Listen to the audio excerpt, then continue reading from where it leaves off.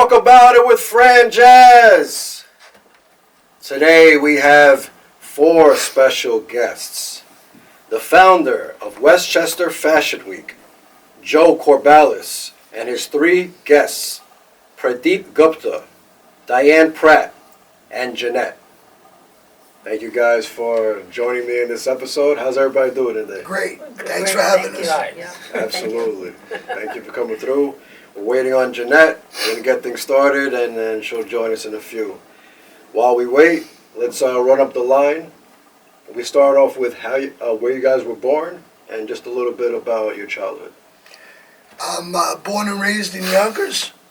Was here most of my life. I did spend 10 years, late 30s, mid-30s. I went to Delaware for about 10 years and wound up back here. I've been back here since 1990. So, born and raised here. Went to Sacred Heart grade school and high school. Nice. And what type of kid were you? What were you into as a kid? You know, I see now that I look back, I'm kind of the same kid, but I played sports. I was active. Had a lot of friends in different circles, not just the sports guys, so I had a good childhood. Yeah, it was a nice community, mostly Irish and Italian back then, and all the people were good, we're pretty much all kind of same families. Nice. And I was born and brought up in India only, and all through my life I've been a professional careerist, and this artist side of mine has come after I took a premature retirement. And I floated about the entire universe for my postings.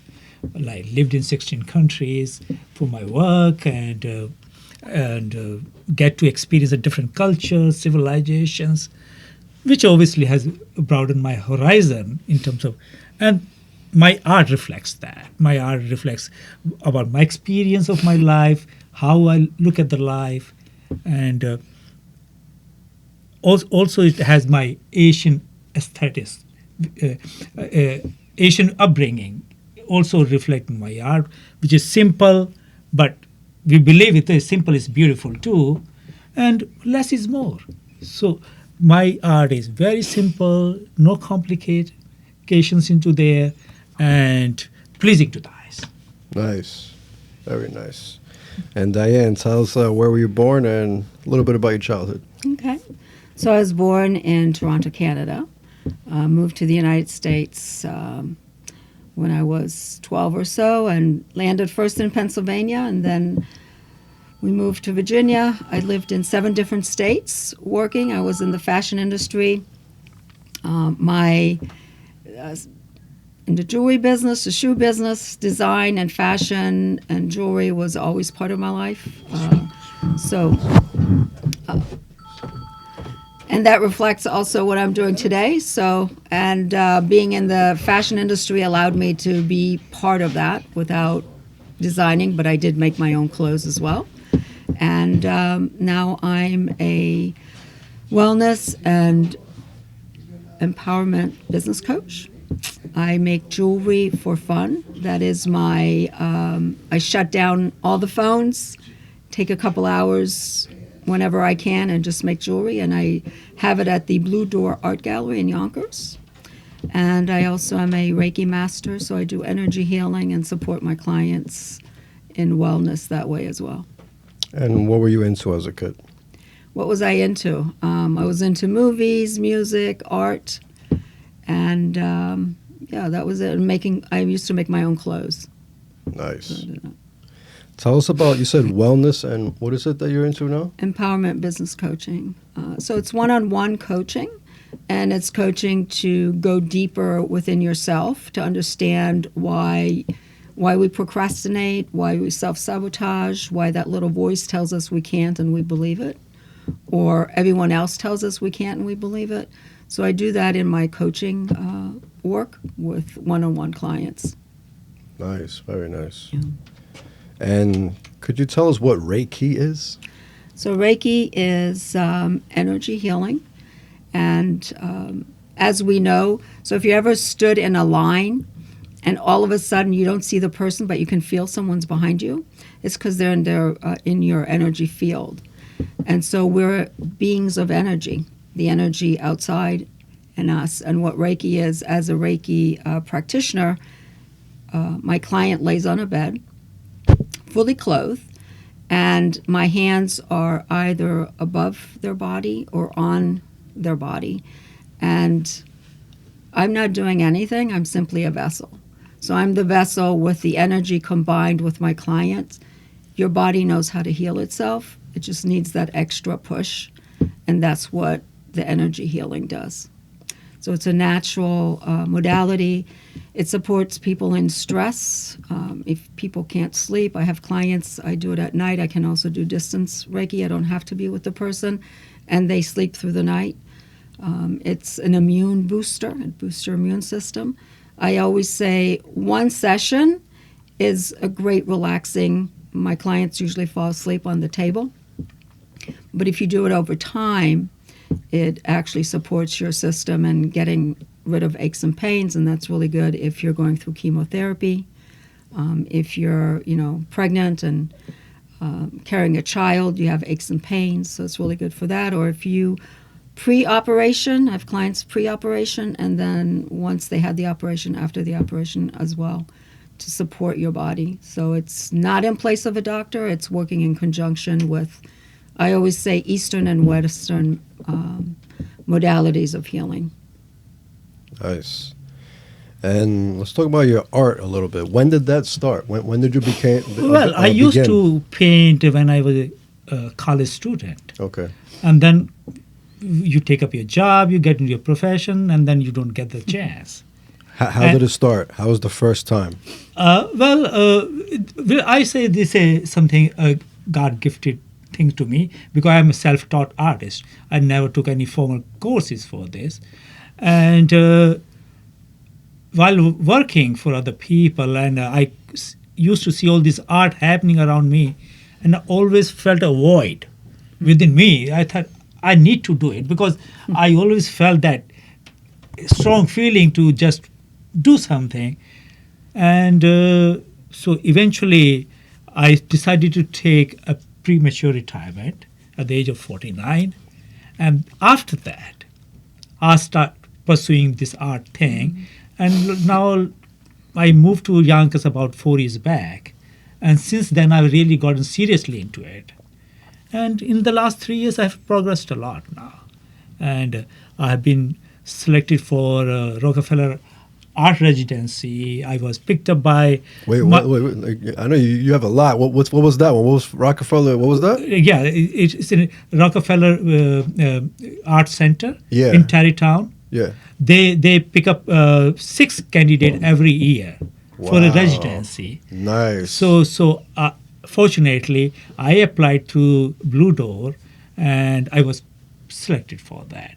So that's I did at the beginning of 2024, and after that, I was shortlisted, and again, Upstream Gallery in Hastings. I was shortlisted by them, and they also agreed to represent me. And then I was picked up by Miami Art Fair at the Red Dot, which is a curated art gallery fair, international fair. And I found an agent there. They came, they saw my work, they came to me, and they also started to represent me. So last 3 years, I have come a long way since I started. And I'm very happy about that things are happening. So I'm experimenting a lot with my art. Earlier, my art used to be very, very fluid, very free-flowing, which over the period, I have started to control. It is more structured now. And which is, again, gives a much more cohesive message to the audience, my art. And it's improving. I'm picking stones at each and every corner when I turn, and journey is on. So, and I have now, for the coming future, I have 3 shows lined up. my 3 shows are happening in the coming month.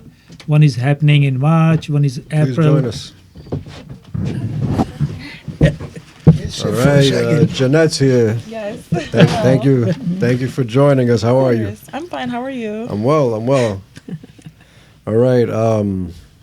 You want to finish your thought?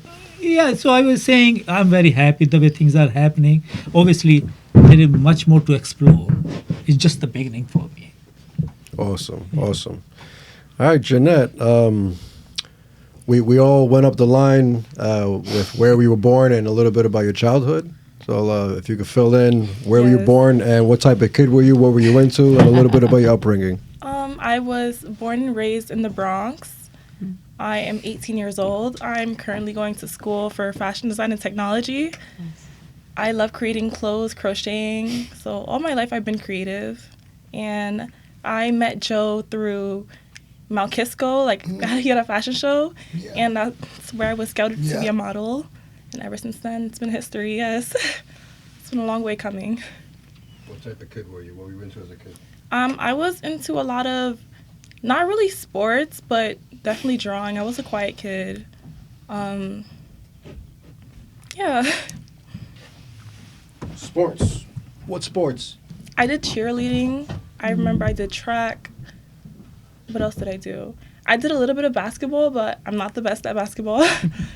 What else? I tried out for volleyball.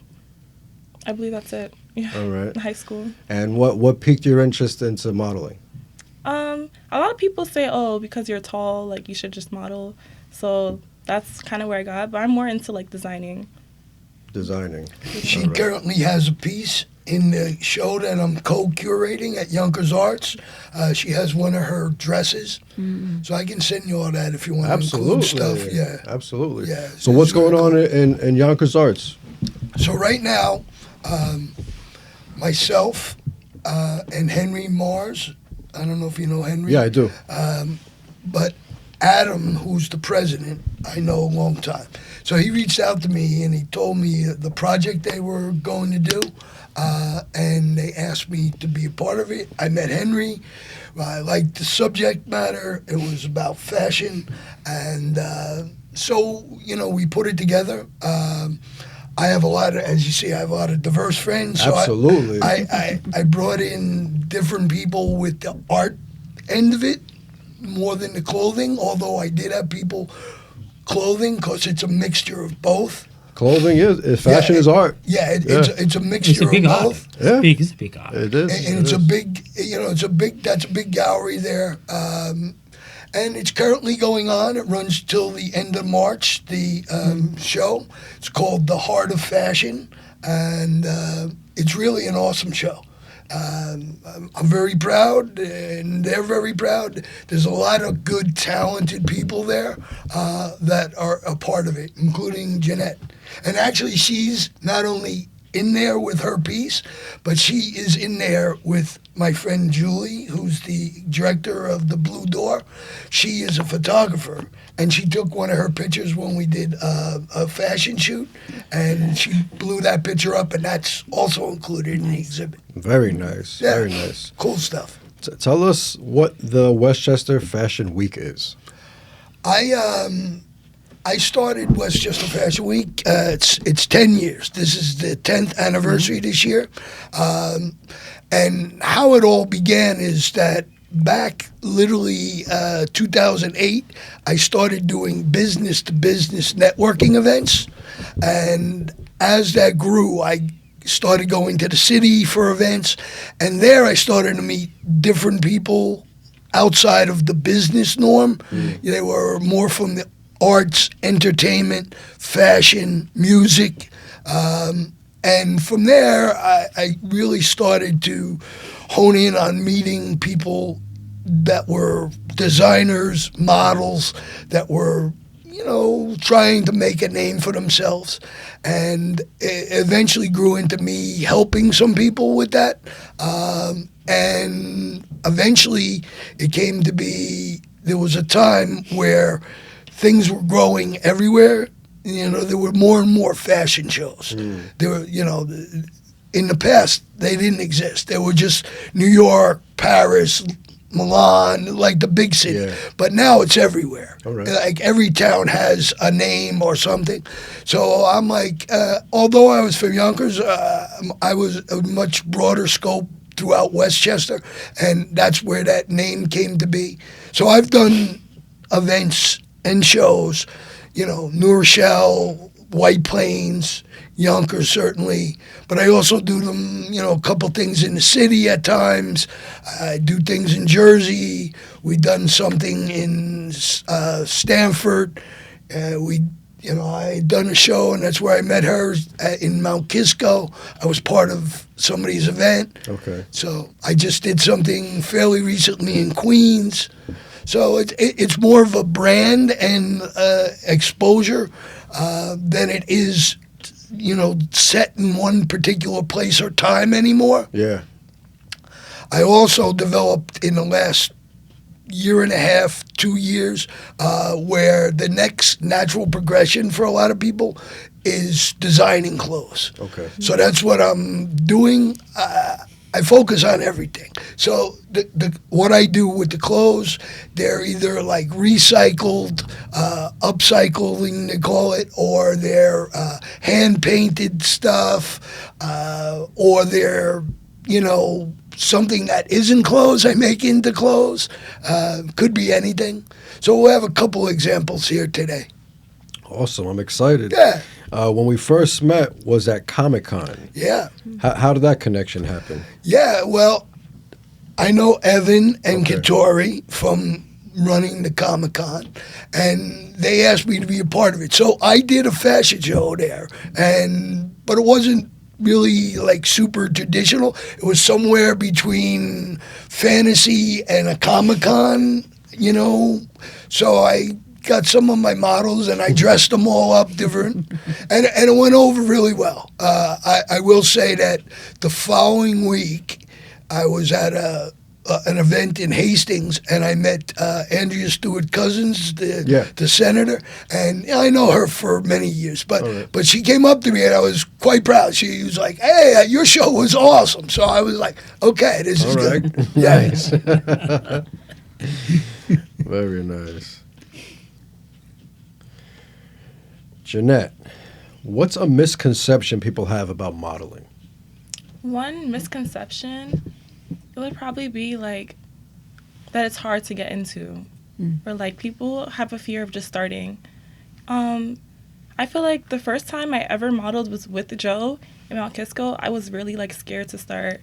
I didn't want to. My mom was like, "Oh, you should go to agencies and really try it out." But yeah, there was a fear of just starting. But once I got into it after my first show, I feel like the nerves kind of calmed down.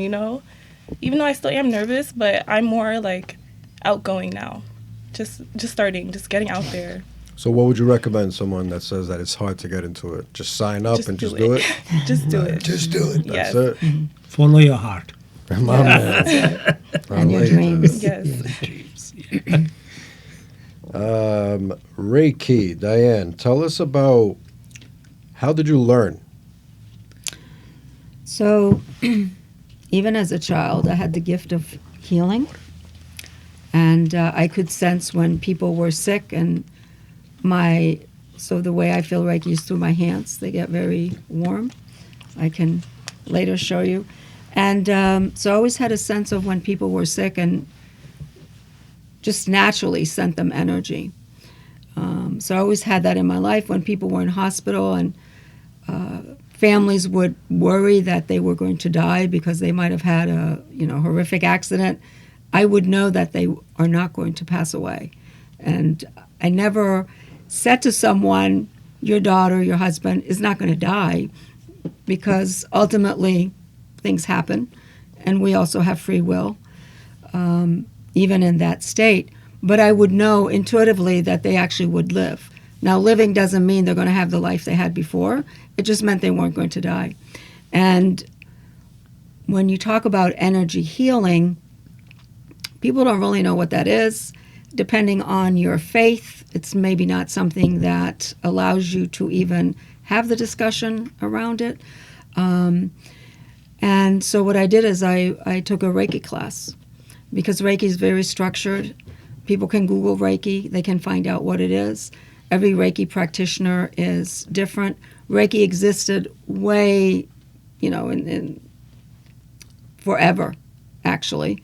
And Reiki was made known by Dr. Mikao Usui.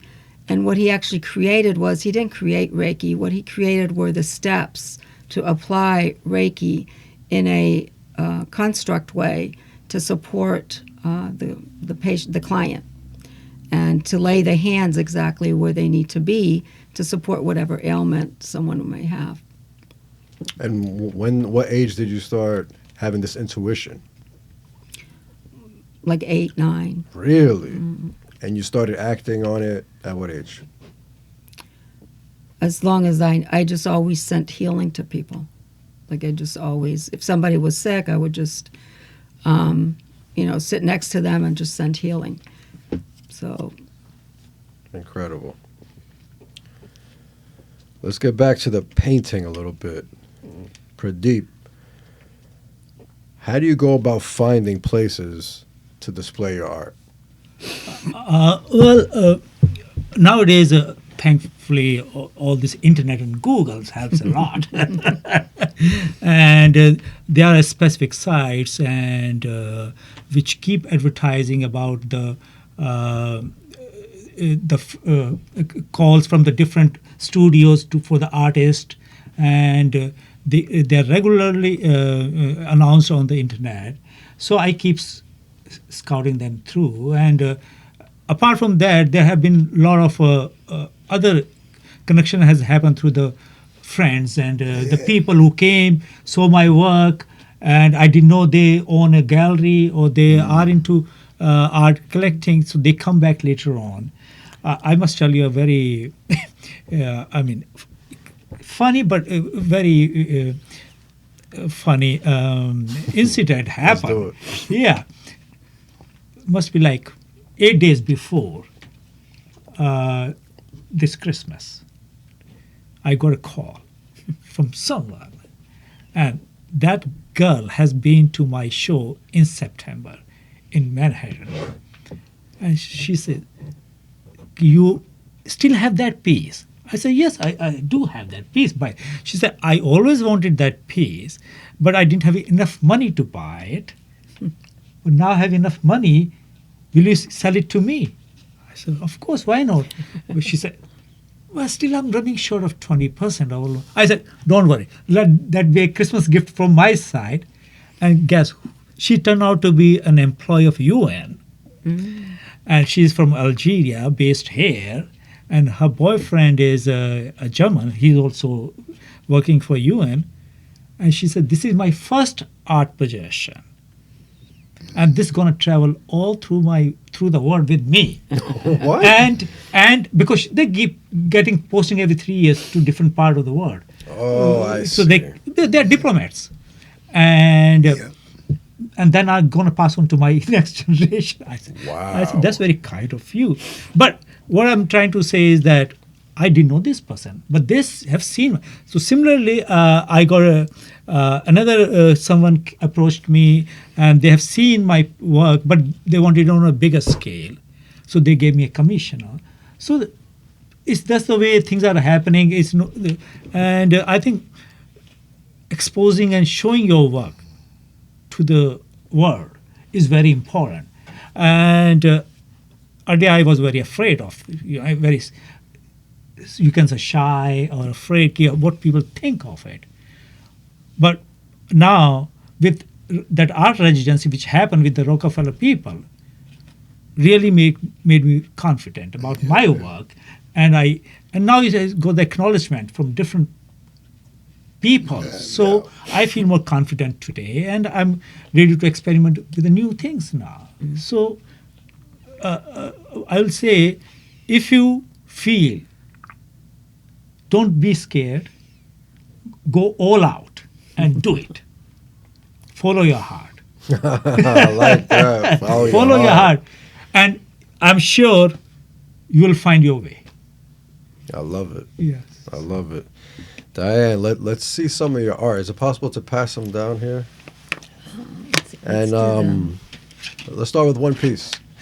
Do the Janette, just pass one over. the. So these are her That earrings. Yeah, I definitely want to You talk can't about pick it up. these. You have to pick it Yeah. up at the. I have a few of hers too. So we'll look at them. Oh, we got some up here. Yeah, Okay. some are she did for me. So these are what I call freeform. These are skull earrings with a little wooden bead and then some feathers. These are bought feathers, so they're curated, meaning that they're safe. They're not picked from They're the not, bird. okay. You know, and so these are earrings Cool. that I do, and the skulls are, you know, I buy things in bead stores in Manhattan. So I go, or people give me things. So that would be something a little different. Would have its own client. You can give me the yellow set, you know. And then Pass some down here so we could display it up oh, here. okay. So then this is not necessarily a set. I sell everything, but this is yellow jade and with some green. Let's see what these stones are. And in sterling silver, all my work is sterling silver, copper, and also, and it's summer's coming up, right? So green aventurine. And the way you know whether or not beads are natural is you'll see that they're actually ice cold. If they're plastic or they are not natural stone, they would warm up to the temperature in the room. Really? That's how you can tell most of the time if a stone is a natural stone. And natural stones are still enhanced. There's a big conversation about, is it natural 100% or are they treated? So you might hear that stones are treated or they're enhanced. And the reason being is if you took the stone out of the ground, the stone itself would not be able to last with the wear and tear that we put on it. So a lot of times they have a coating, they're heated to strengthen them. There's different processes for different stones. Like tanzanite stone, I'm not sure if you're familiar with it. Tanzanite has a bluish purple color to it. But when they mine it, it's an orange stone. And what makes it that color is the heating. And, so stones are natural, and yes, they're treated, but it doesn't take away. And then you can, the brown one. And then this is on copper, and this is ceramic with turquoise beads. So the turquoise are natural stone. Oh, you can't pick it up that way. Oh, The bottom came off. there we go. Thanks for a better show. Create some excitement. So Very nice. yeah, and so the bead itself is ceramic, and the stones are turquoise. And when did this start? Was it start off as a hobby? Were you making this for yourself, and then people were asking you about it? How did it start off? So I made jewelry like every child and teenager, and then I went into working, and so that kind of subsided. And then I worked for 25 years ago. I moved here to New York, and I was working for a company called Finley Fine Jewelry. And it was a time when multiple bead strands came into play and was very fashionable. And we were lucky enough that we could get things from the vendor wholesale. But the multiple bead strand that I wanted had gold beads in it and was very fine and was like $400 cost. And I just was not going to pay that. So I said, you know what, I'll make my own. So I went to the bead store. I spent $100, got various beads, made an 8-strand bead, got sterling silver nuggets, and that's how I started. And then people liked my jewelry, and they said, oh, we're having a fundraiser. Can you make jewelry? So I made jewelry. Then a friend of mine wanted her daughter to go to a very prestigious school. She had a designer outfit, and she said, I need jewelry for this piece, and I want it in more of a rust color. So I went and I bought several. When I'm commissioned for work, I usually do 2 or 3 pieces, similar based on what the client wants, but I let them pick. And so that's what happened. She came with her husband. She had her outfit on.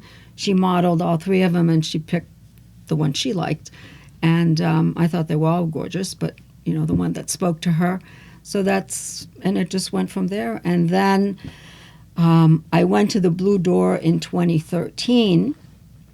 Someone told me to go to the Blue Door, and that's why I went. And at the time, it was Arlie was Secular, also an artist, known artist. She invited me, and she said, just come on in, just like you were saying, just show up, just come on in. And she said, oh, yes, just bring your jewelry. And me, too, I'm like, I don't know these artists. I'm not an artist. I didn't think of myself as an artist. And so I did that for a few years. Life took over. I stopped. I went back in 21. That's where I met Joe. And then Joe saw my artwork, and he said, it's really good. You should go on Instagram. I'm still working on Instagram. and then from there, he invited me to his shows and let the models model some of the jewelry, and he would throw pieces at me, not literally, but he would say, I've got these beads, or I've got this fabric, do something with it. And so I would just, create jewelry that way as well. So just letting the imagination go. So I have a couple of those. Yeah. So I find things, and sometimes I deconstruct things, and I like it, and I know it will go with something I'm doing. So I said, Diane, this is what I got, and then she turns it into earrings. He gave me the red balls. Yeah. The beads. That's what he gave me. He The gave me the red balls. Do something with Yeah, them. he Make just- some earrings Find, out of them. So, do yeah. something with it. The reason I ask in the beginning where you're born, a little bit about your childhood, what were you into, all that, because we don't stray too far away from how we were as a kid. We are the same person. So you used to make jewelry as a kid. It just makes perfect sense that you still enjoy doing it. Yeah. Couple more quick ones. Same thing, kind of tassels. So he said, You make know? something with this. I always see. So I added the pearl Yeah, and so the ear hook. Looks good, goes with other Yeah. things, this is part of something that Yeah, he was just- kind of off some kind of piece. There was something left over. I'm like, this looks good. It will go with the outfit. So, It's but art. they're all, Yeah. that's a true collaboration. I give her my thoughts and she puts it together. 100%. So it's helped a lot. Absolutely. Yeah, teamwork, 100%. She has the talent that you need to bring Right. your idea to fruition. Absolutely. It's perfect. How do you select designers, models, artists, all of that involved in your events? Do you have one team that you work with, or specifically per event you say, this person's good for this? Is it like that? The story is, over the years, when I first started, I had met certain people, liked them, built a rapport with them, and they were some of the first people that I did shows with. But if you're going to continue to do shows, you need to show diversity in the models, the designs, the designers themselves, the venues, the different styles. So over time, just attending other events and meeting people, and I still do it to this day. I actually was at a Ukrainian fashion show on Wall Street this past Saturday, and I met somebody there who's a host. I met him again last night at the Winter Film Awards, and he models, he also designs clothes. So these are how these kind of things develop. They develop for me through relationships. And models, there's certain models that I like to use because I know that they're consistent, I know that they're good, but at the same time I also am constantly looking for different models. So it depends on what it is and when it is. Awesome. Janette, what do you love most about the runway and being in front of a camera? I love being the center of attention, honestly. There you go. Good for you. I love just everyone eyes on me, and even when I practice in the mirror, just showing off the poses that I did, and just being the center of attention, honestly. Who's the first person you think of when you think of success? My mother.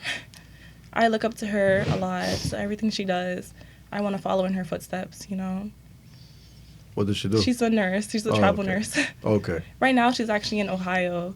She's a strike nurse, so When nurses go on strike and they want to settle with their union, she'll like go in, because the hospital can't stop, so people need to be taken care of. Yeah. So she's right there. So you want to Yeah. be a nurse?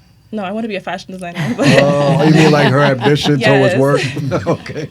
Nice. Very nice. Diane, same question. Who's the first person you think of when you think of success? I'd have to say my mom as well. She, she worked in 3 continents, 4 countries. She traveled to Canada when she was in her 20s, and she opened her own beauty shop. She was at that time they were called hairdresser. So she had her own shop, and she was also my inspiration for the art, and she's also a healer herself. So yeah, and she always said you can do whatever you want to, and so she never was stopped.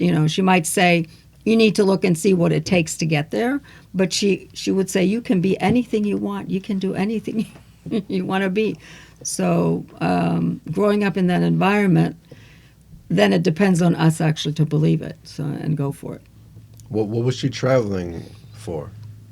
Oh, she just liked to see the world. Oh, it was for fun. I Yeah, thought it was yeah. like work or something. No, she just Okay. liked to see the world. That's yeah, beautiful. yeah. Gupta, same question. I'll say my father. My man. Yeah, because he was a small time man, born in a very small village, but he really made it to the top. He Where'd became he a very go? successful businessman, and he ran his own organization, and without any support. But the only thing which I think was that he got the right education. All those times, education was very scarce. People were not getting good education in India, and but he was determined to get himself educated, and which obviously helped him. So I want to be as strong-willed and hardworking like him, and he made it to the top without any help. So he till date remains my inspiration. I like that. Shout out to Pops and Mom. They sound amazing. Joe, the first person you think of. Yeah, most of my family. So it's conglomeration maybe of all of them. Mother was matriarch to the family. The father was hard worker, great athlete. Grandfather was a lot like me in some ways and very different in others. He's independent. I've become very independent. I see. And that's kind of where I get that from.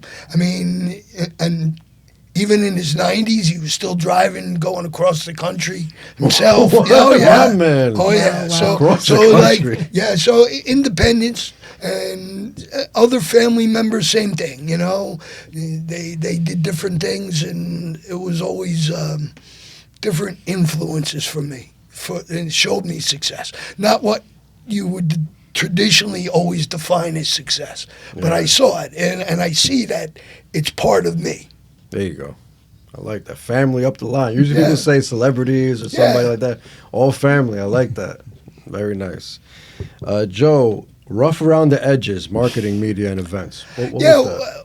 There was a time before I was actually doing the fashion shows that I was doing events, and that's What was that? Rough around the edges. that what is was like a networking type of thing.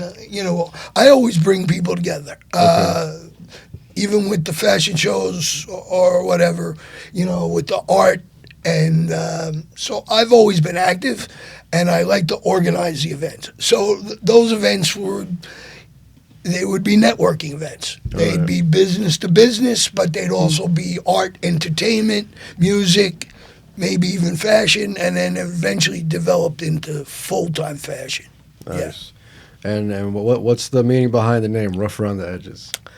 Just what it says. Yeah, And that describes you? yeah, absolutely. I like that. What was the Westchester business connection? I'm assuming it's the same situation. Yeah, It was yeah. networking When events. When I started in 2008, and Diane's still a member now. There's a group or association called BNI. They're a breakfast morning group. They meet like once a week. They're international, whatever. So I was a member. I was doing sales for someone. I was selling windows, doors, and siding at the time. And people, you know, from there had me go to this organization. I see. So this is where I honestly started to develop skills and meet people and whatever. So from there, I met a couple other people. And I said, listen, we need more people to join us. So let's start our own thing at night, and it be expanded from there. So it was about networking, and I grew to like that, and I grew to, you know, do it well. You know what I mean? Everything about the venue I knew, parking, who was going to do this, who was going to do that. Everything had to be covered. A bit of a perfectionist in that aspect, you know. So that's how it came to be. Nice. Gupta, what exactly do you paint? If you were to describe it to someone that never seen it before. Basically, I'm a abstract designer, and my art is very contemporary and very minimalistic in approach.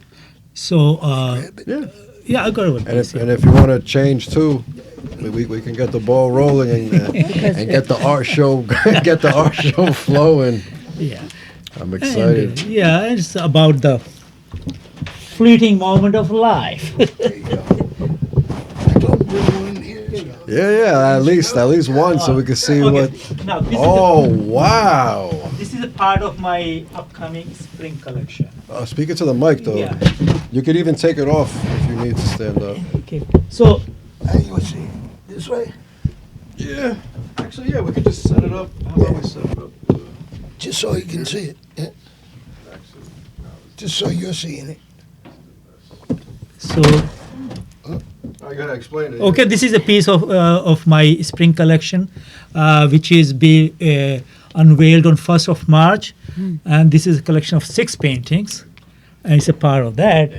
And the basic concept behind this series, what is spring is all about, new, all that energy, all the fresh colors, and so the entire 6 pieces are being painted around that concept, and I'm launching. What do you mean? them. You come up with one concept and strategically do only 6 of them? 6 of them. Yeah, that's right. Yeah. So the palette is inspired by the spring colors only, bright and very energetic colors. So Okay. So so they will be out on the 1st of March. This is. Would you consider it abstract? Yes. Okay. Abstract, and as you can see, there's not much. Actually, we call it minimalistic abstract. Okay. Because it's not very detailed kind of work, but still there's a lot of work in this. Definitely there a lot of work. Of like 7 under layers. Okay. Before you see this final layer, and if you really pay attention, you'll see there are a lot of under layers of the colors which are peeking through. I do. Top I layer, see the yeah. layers. Yeah, so this is odd. And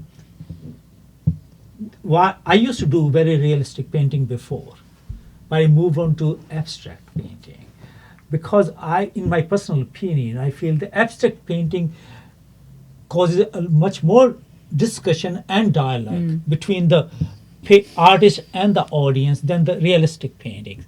In the realistic paintings, generally the comments you get to hear from the audience, oh, it's very natural, very real, near to the life. But here, as an audience, you will see something else in this, your own perception.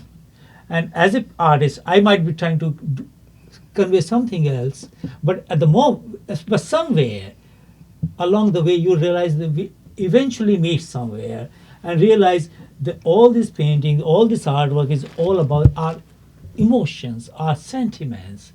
And my approach for my work is to somehow convey to the audience with a sense of bringing a little calmness, little peace to them, and they feel connected to this. And you see in this piece also, there's a lot of movement. There's a lot of movement in the sense, and which makes your eyes to float all around the canvas.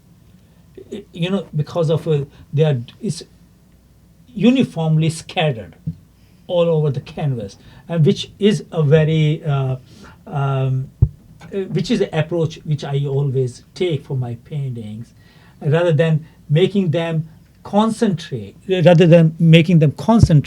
at one center of the painting. So I want them to have the complete experience of this art. It's beautiful.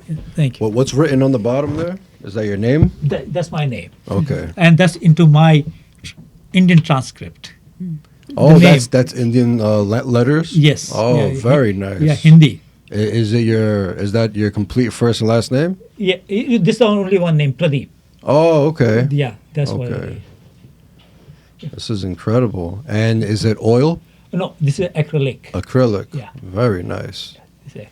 And what's your process? If you had to run someone through your process, mentally and physically, what is your process? Actually, the painting starts much before you really put the colors on the canvas. mind. It's already there.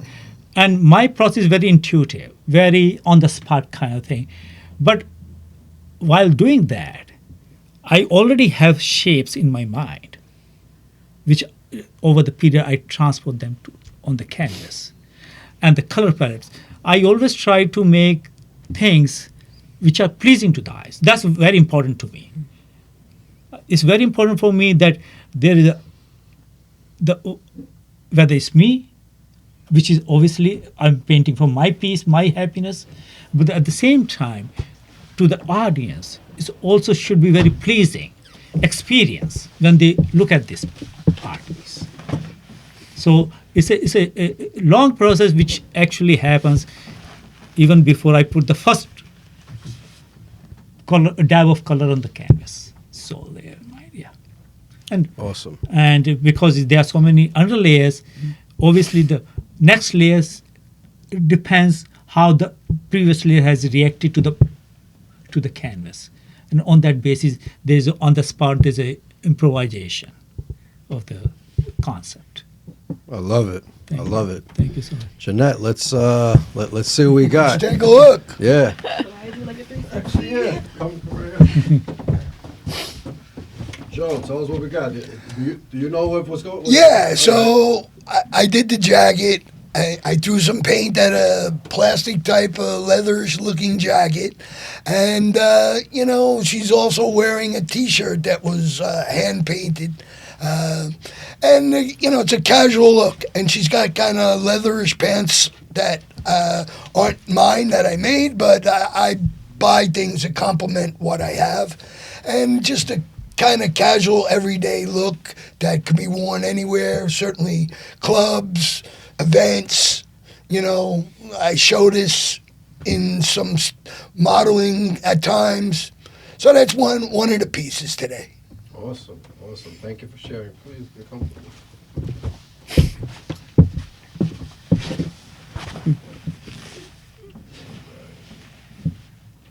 Back to it. All right. Let's see where we are.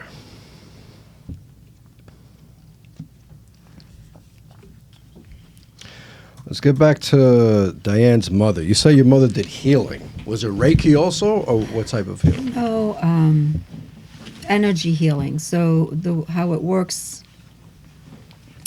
there is science behind it. There's actually an organization now called Medical Reiki, and they do studies because Reiki is energy, and our bodies are made up of 80% of water.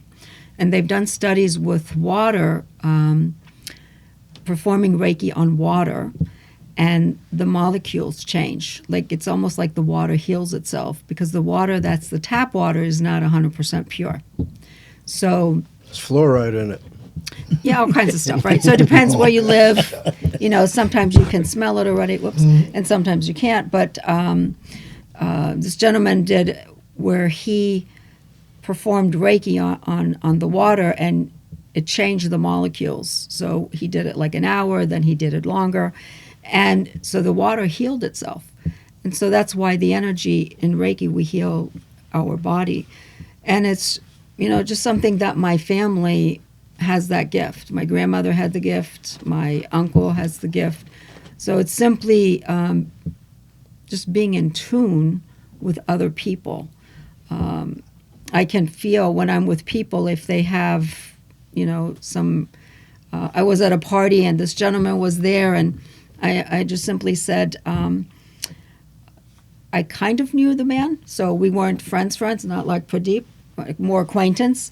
And I just simply said, I don't know what's going on with you, and I'm not looking for an answer, but I would recommend you go see your doctor.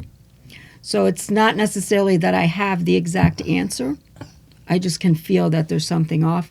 And there was. He did go, and he had some issues going on that he took care of, so it's just something that I allow myself to be in tune to. And, the reality is we all have that sixth sense. We all have that gut feeling. The majority of us don't react, right? So you can walk into a room and you can feel when someone is happy or someone is more negative, like we innately feel that. But then our brain kicks in and says, oh, they're just having a bad day, or, whatever that conversation is that we allow ourselves to have. But so it's kind of passed through our family. And, even now when I have clients that are sick, or I have friends that are sick, or things aren't going well, I'll call my mom and I'll say, Mom, burn a healing candle for so-and-so. They're going through a tough time.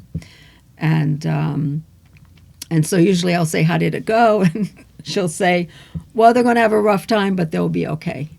And every once in a while it was with a friend that wasn't going to make it, and she would say they're not going to make it, but not making it could be 6 months. It doesn't mean that it's tomorrow. And it just means that, it's not news I would share with anyone. It just means that, for an example, I did Reiki with a client, and I could feel that she was going to pass away. She had an illness that was not going to cure, and I just told her children, you need to spend as much time with your mom as you can. I would never say she's not going to, live long. So I just said you need to spend as much time and, get all the stories you want from your mom. And I'm sure they felt it as well.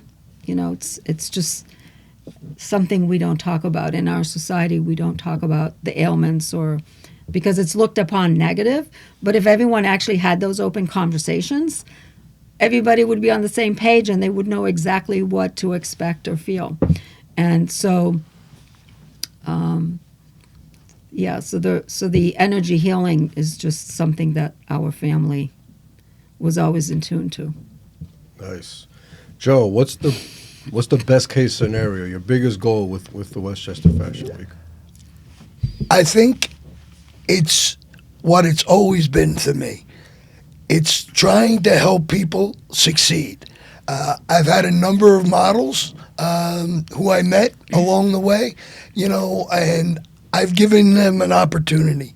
From that opportunity, their skills have taken over, and they've become very successful. That makes me feel good. Some are still around, and I see them. Others don't. That doesn't matter. What matters is helping them. Same thing with some designers.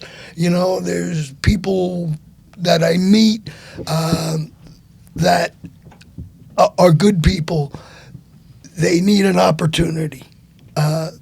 I've always been able to provide that opportunity. Mm-hmm. So by providing that opportunity makes me happy. That's success to me. Has nothing to do with money, has nothing to do with other events, what other groups do. I don't care. It makes no difference to me. What makes a difference to me is who I'm doing with, why I'm doing it, and why I'm doing it is to help others, really. I mean, that's the bottom line. I love it. Yeah. I love it. Gupta, same question. With the art, what's your best case scenario? What's your goal? Well, actually, I think the goal for me, which was the day one and remains till date, is I continue to get the happiness and the peace, whatever I do. At the same time, I also want people to feel that it's never too late. It's never too late to start whatever you want to do, because initially when I start painting and approach people, they looked at my age and they say, "What is your experience?" And that was a really difficult thing to explain to them. Okay, I have no experience, I'm not trained, and I just put some colors on the canvas. But that's the way I'm feeling like. So the goal is to convey to the people and let them also realize, please be open to the people who come to you with their artwork, even if they have no background of painting ever in the past. Just give them encouragement. And that's what I want to do. Anyone who comes to me and say, this is our first time, what we should do? I just say, go. Do it. The way you want to do it, as long as it makes you happy, keep doing it. So that's what. But I mean, your goal with the art is just to make more and yes, yeah, I continue to do it. Okay. As long as possible. And are you only found in galleries, or do you sell online also? I have a website. All right. I have a website, full-fledged, yes. Nice. So I have a website, and obviously, as you just said, the galleries are also there. And then I've been participating in some few international art fairs as well. Nice. Yeah. Very nice. So I'm trying to establish myself. Diane, same question with the art and with the Reiki. What is the goal? Best case scenario. Best case scenario is to put a smile on people's face. So with the humblest crew today. With the jewelry, I'm happy. When I'm actually in the gallery and we have an opening and people purchase the jewelry, what's her name? Julie is usually behind the counter, and then she'll point to the person, "Oh, Diane made it," and people are like, "Oh, I just love this piece." And I'm happy because they're happy. And in a gallery, it's not a store, so there's no selling. Yeah. And they have other things to choose from. But ultimately, it puts a smile on their face. And what the Reiki is to heal people. I had someone call me yesterday, and I'm going to see her Sunday, and she says, "I've been sick for 5 years, and I've seen all these doctors. And so I'm coming to you because I've seen your posts, and I know you'll help me." And I said, "Yes, I'll help you. It'll be more than just one session, but you'll get your strength back." So I had another client. She had fibroids, and she had to have the operation. She came to me for a whole year.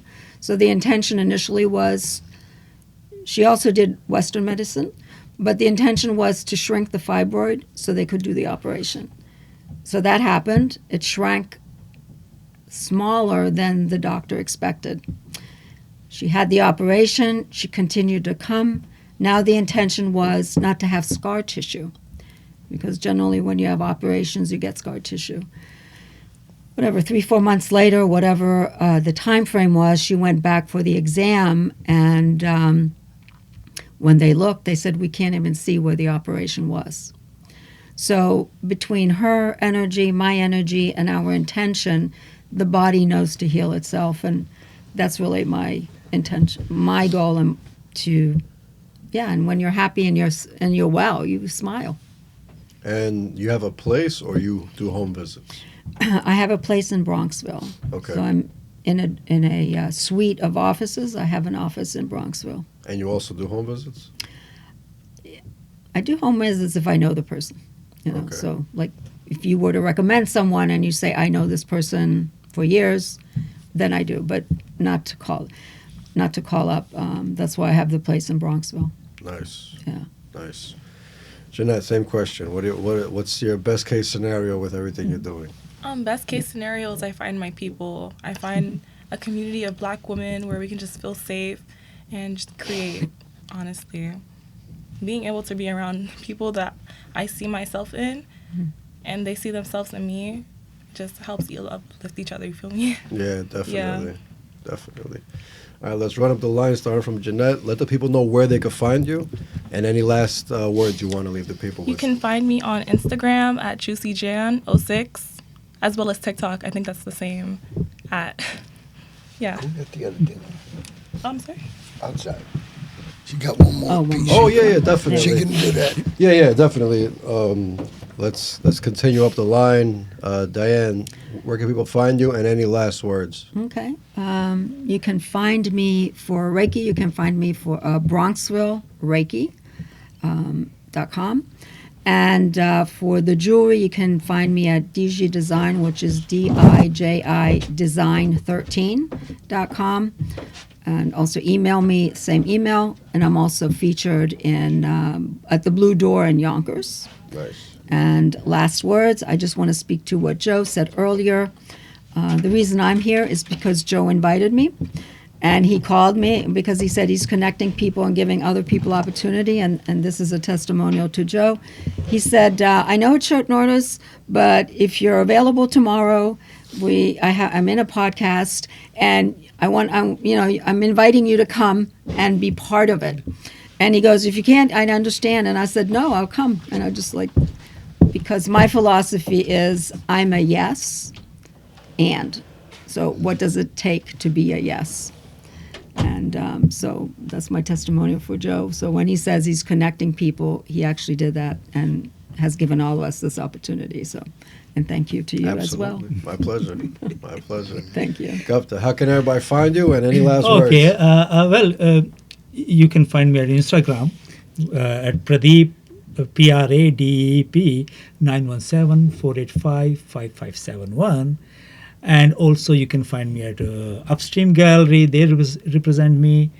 And if you want to see more of my work, you can visit my website, which is pradeep-gupta.com. And you can see the entire range of my work there. And I would like to have some feedback from anyone who's watching this show, and leave their feedback. And I'll be very glad to know about that. You know, you're the first Instagram I've seen where the phone number's in the handle. That's pretty smart. No, actually, it wasn't thought that way, but anything I apply this is already there. So I thought what I should do. So I said the number is unique, the phone number is unique. So I added to that by That number's still active? Yes. That's Yeah, funny. Yeah, it does actually. I like that. Joe, how could the people find you, and any last words? All right. So you can find me on Instagram. My personal page is Joe C. Superstar. And that goes back in, it's a mix of different things, not always fashion. Okay. Right? And then you can find me at Westchester Fashion Week, and that's mostly from my shows, but sometimes other people's shows, designers I know, who I've worked with before or will work with in the future. So it's a mix of that stuff. One thing we didn't say, so I'll give you all the info. I predominantly do shows that are women models, but I do have a few men models that also participate. And at least once a year, I do an all-kids show. I've been doing a show for the last 3 years at Yonkers Arts during the Christmas break. Nice. So we do a lunch. We provide a lunch. Local kids come in. We have Santa Claus come in. So we do different things. I will say that, as I mentioned, this is the 10th year anniversary of Westchester Fashion Week. So there's a lot of things going to happen. I don't really have too many to announce yet that are set, but what I can announce that anybody and certainly I've told them, the 28th, this will air before then, the 28th of February, I'm having a birthday celebration at Burke's, which is here locally in Yonkers. So that's open to all. And that includes some of the models, some of my photographer friends, some of the, designers, some of the art people, and we just hang out and eat, drink, and be merry, so to speak. Yeah. And so that's pretty much it for the time being. And we have one more piece to show when she's ready. And we got one more question now. Let's do it. We'll call it a day. What's been the most memorable experience doing your fashion stuff? Boy, that's a good question. I know. I love the cups. Thank you. And it's on the I like the. I think the answer to that realistically would be whenever a show's over, it was the greatest thing in the world. It was a great feeling, and it's always that way. My man. Love it. Always that way. Love it. Janette, let's see the next one. Joe, bring it home. What do we got going on Yeah, here? so we get a little different color here. Again, I'm a guy who throws paint at jackets, and that's kind of what that is. And the shirt underneath is, basically glitter painted on. But again, can be worn casually wherever. And we have a skirt I pick up along the way. I do a lot of thrifting and bin stores, and wherever I can find clothes, I get clothes. Awesome. Thank you very much, Janette, again.